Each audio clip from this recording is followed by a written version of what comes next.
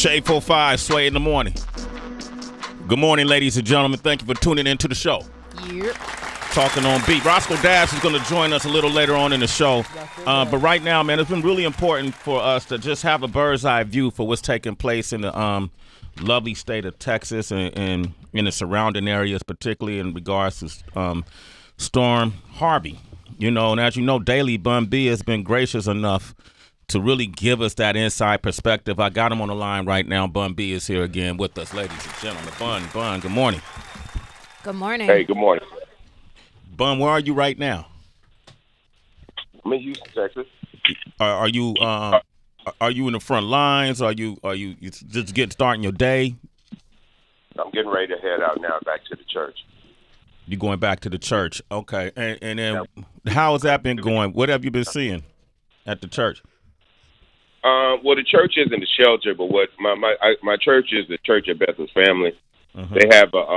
They have a charitable arm called Heavenly Hands, and Heavenly Hands is designed to feed the people of the hood every day. So, little kids after school. I don't think a lot of people realize that for a lot of children in the inner city, the only meals they get are at school. Uh-huh. A lot of times, kids don't really get food when they come home, so we try to provide that for people. We have a food bank that we work with the Houston Food Bank as far as keeping our shelves stocked, and we take contributions. So we've been basically taking everything that we have on stock from the church, putting together care packages for people and bringing them out to different shelters. Wow, that's amazing. How do you guys, I'm just trying to put myself in the eyes of a kid. We all been children in this time and it's, during a disaster. How are you keeping their time occupied? Is it singing going along? Is it homework? Or how's that happening? Well, they're trying to ask people to provide coloring books, arts and crafts and stuff like that. But that's the beauty of innocence, Way. Yeah. Some of these children, kids will get together and play if you allow them, Yeah. So children are being children. That's the beautiful thing. I don't think we have as many that really understands the true depth of what they've experienced, right? But for some of these older children, I think it's more traumatic than they or their parents realize. I think the parents are traumatized as well with some of these families. Mm-hmm. So it's just about keeping kids occupied. Different shelters have areas for children, off to the side where they can watch videos, and like I said, play toys and keep the children engaged. We have to keep, we have to feed pets, keep pets engaged. Yeah. So there are people for leashes and cat litter and pet pads and stuff like that. But again, that's the beauty of innocence for some of these kids is that, they don't really know what the situation is that they're in fully. Yeah. So they just go back to being kids. Yeah. And that's a beautiful thing. They're like on a camping trip for some of these kids. Right, they're on an excursion. We've learned that Beaumont, Texas just lost clean water. Correct, Bun? Yeah. Yeah, that is correct. The pumps gave way in Beaumont, and so now they are without clean water. Anything that comes out of their pipes, they're going to have to boil extensively, but I don't think boiling is going to be enough for the quality of water that they're going to have. So we're going to have to start trying to figure out a way to get water to that city extensively. Uh-huh. I'm concerned about the same thing happening to Port Arthur. Quite frankly, I'm hearing word. I'm still trying to get confirmation, but I'm hearing that the dam broke in Orange, Texas. Uh-huh. So I'm still trying to get confirmation of that because I don't have anybody on the ground in Orange. Yeah. Earl Thomas from the Seahawks is from Orange, Texas. So that's who I've been kind of communicating to get information on what's happening that way. That's also fear that a flooded chemical plant northeast of Houston could explode. It exploded. It did explode. Wow. Yeah, it exploded last night, and you can see the range and the destruction from the air, but the representatives from the company won't actually tell people how bad it is yet. I just saw the press conference, and they're really they're parsing their words carefully because it's the chemical plant, right? Yeah. So it's not just the explosion. Like my wife says, what happens when the chemicals blow up in the air? Do they pollute the air? How close are they? I'm wondering how close that is to water. Yeah. And potential contamination in communities that that are barely hanging on to their water supply now. You got to be transparent in these times right now. Whatever it is, there's no sense of hiding anything to any of these companies. You got to let people know, what exactly. It's not an American-owned company. It's a French-owned company. So the shots are being called from across the sea right now. Wow.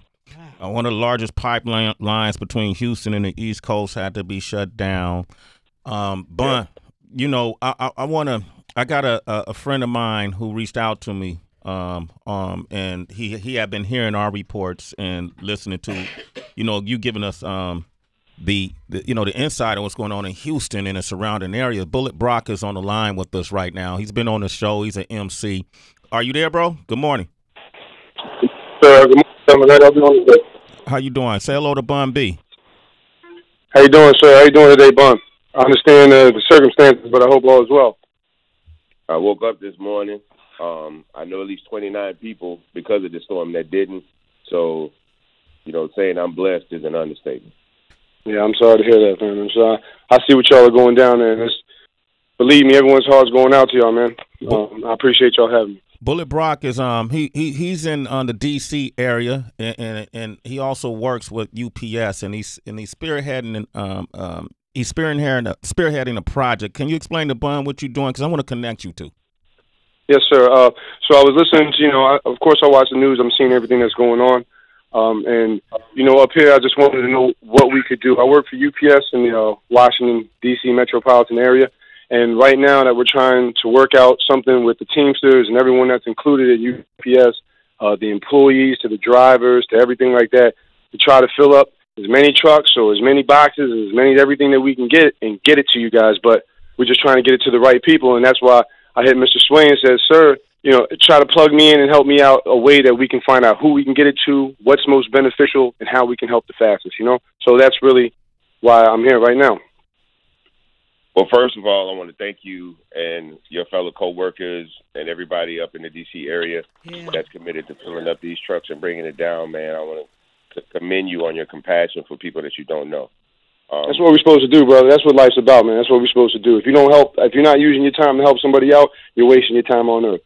But I'm sorry about that. I'm glad you see life that way, brother. We need more people thinking like you. The issue with getting supplies to people just depends really on where you're coming from in the country, and that's going to kind of determine where we would send people for supplies. If you're coming from the West Coast, then it's going to be easier for you to get into the city of Houston and to the shelters inside Central Houston, and then possibly once you're in Central Houston, you can work your way into the outer lying areas based on what roads are open. The roads from the east into Houston are open. The roads from the west into Houston, Highway 290 is away from the west to get into the city of Houston. You can't get into Houston right now from the east. You have to kind of take a long way down because normally the way in would be through Lake Charles, Port Arthur, Beaumont, Orange area, and those highways are underwater. That's why the people in Beaumont and Port Arthur are in such distress because they literally can't get out. Even like my mom's in a house. My mom has a car. Her street is dry. There's a lot of areas that they can maneuver to get to, but once they get to an expressway or some kind of freeway, they're done. They can't get out. So depending on where they're trying to go. So, and the people of Beaumont can't get out, period. They can't go. People in Beaumont is maybe 10 miles away from Port Arthur, and they can't get from Beaumont to Port Arthur. Let me ask you this, Bun, and not to cut you off, because I'm curious. Go ahead. They're loading up these trucks, but sometimes, what supplies make sense? Like, I know some folks are sending boxer underwears and socks. Some people want to send, products for oral hygiene. Some folks want to send canned foods. What do you think makes sense? All of the above. All of the above. Because there's ways to look at this way. You could look at it from a singular aspect. You're wet. You're cold. You're walking through 3 feet of water. A boat pulls up. You climb into it. You have nothing. In your mind, what would you need in that moment? Mm-hmm. People can send that, right? You can look at it from a group aspect. I'm with my wife. I'm with my 2 children. We've lost everything. We're wading through water. We see a boat. We flag it down. We get in. What would your family need, right? Mm-hmm. And it goes beyond just after you dry off, after you put on clothes, to get in a shelter, you know what I'm saying, get some food to eat. Like, you know, what do we do from here? How do we, you know, parents' things is going to be, how do we occupy the children, right? Mm-hmm. That's a family mentality. Singular aspect is where my people at. You know what I'm saying? Who can I connect with so I can get with a group of people and we can fight this together, you know? So you just have to think of what you think you would need in a moment like this. And it doesn't matter what you think of, you're probably right, and just send that. And just send it. So in terms of Brock, is there a contact person he could talk to, or can I connect y'all on some way? Where... Basically, if you can just connect us. You give him my information, I'll give him a phone number to a place on the ground that's accepting donations. They have a truck arriving today, so they can help him with navigate a route. Anybody that's listening on these airwaves that want to try to get to any of these disaster zones, Houston, Corpus, Rockport, Port Arthur, Beaumont, Orange, who really, really need help. Those three cities really need help, man. I see pictures. I've been talking to people. I mean, I have no words for what's happening in Port Arthur and Beaumont right now. I mean, but look, there's an app. It's called DriveTexas.org. DriveTexas.org. This is updated by the Texas Department of Transportation and the Texas Department of Public Safety. It's updated bi-hourly, I would say probably every hour and a half, 2 hours, and it will tell you every road, every street, every expressway, and every throughway that's compromised by water or damage or debris. This is the map that I use to navigate my way home from Houston to Dallas, and this is the map that I've been looking at every hour, trying to see if this one highway opens up to get me into Port Arthur. DriveTexas.org.